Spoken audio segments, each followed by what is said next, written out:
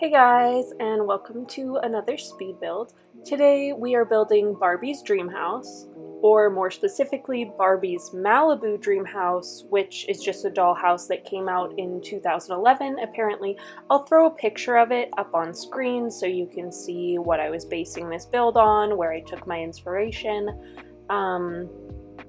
But yeah, recently I've fallen down this weird Barbie rabbit hole in my YouTube recommended.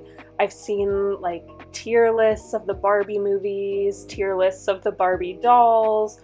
I saw this one fashion YouTuber rank all of the costumes in the Barbie movies based on historical accuracy, and just like weird niche content like that, but it's been kind of fun.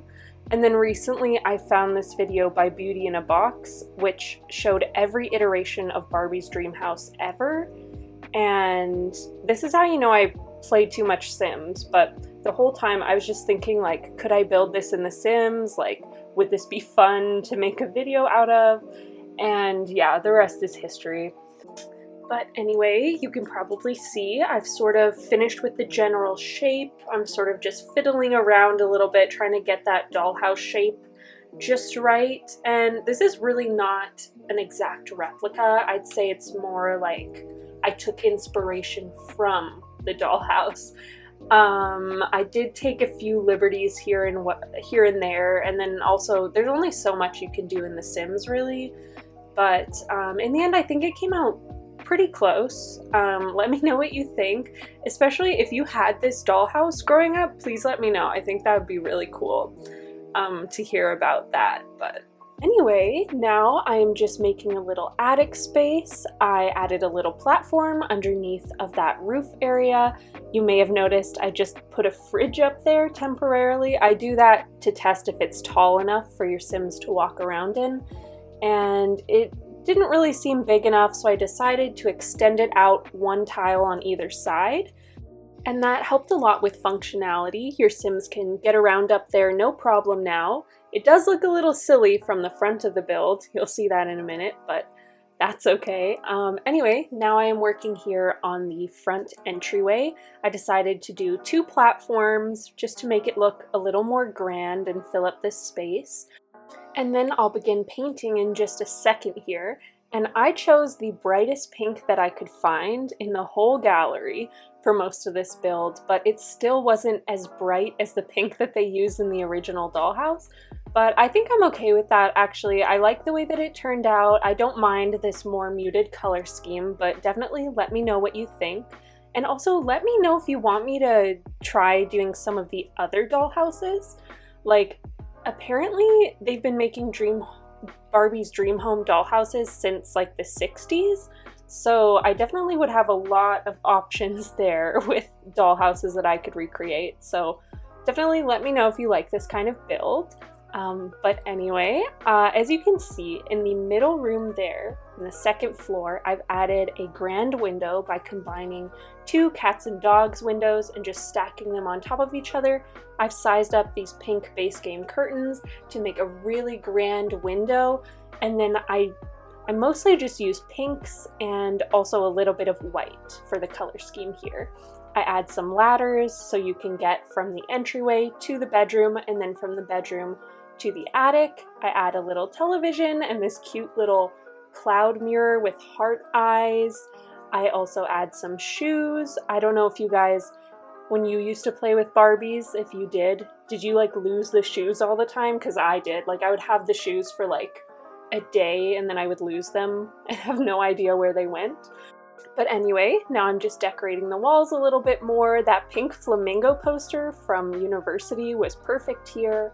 I also used some posters from kids' room stuff, which actually I use a lot of kids' room stuff in this build, probably because they have so many great pink swatches.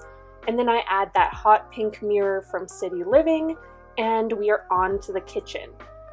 Okay, the kitchen was a nightmare.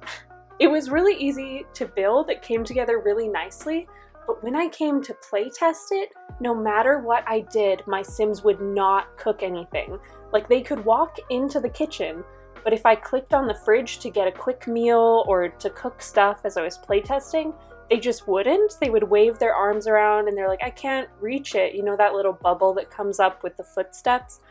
And I went on Reddit and I showed a picture of the kitchen and I was like, guys, why isn't this functioning? I think it should function. You know, you've got like an open counter, you've got a stove, a fridge, you've got everything you need. Like they suggested maybe the curtains were blocking the fridge, but that didn't work. In the end, what it was I needed to elevate the upper cabinets. I don't think they look too low. Like looking at them right now, they don't look too low, but I just raised them a couple of times and then the problem was gone. So that was super weird and it took a long time to figure that out. I basically had to rebuild the kitchen from scratch, but hey, you can't win them all. And I've kind of rambled through decorating the front entryway, but I just added a chess table and those bright pink flowers from Get Together, and I've begun working on this dining room off to the left there. I add the same curtains and same window from the kitchen. I use this painting from Kids Room Stuff, a plain white dining table, and these bright pink chairs from Parenthood. And they've got like a really cool design too. I really like them. They definitely give me dollhouse vibes. And speaking of which, as I was furnishing this, I definitely found that less is more.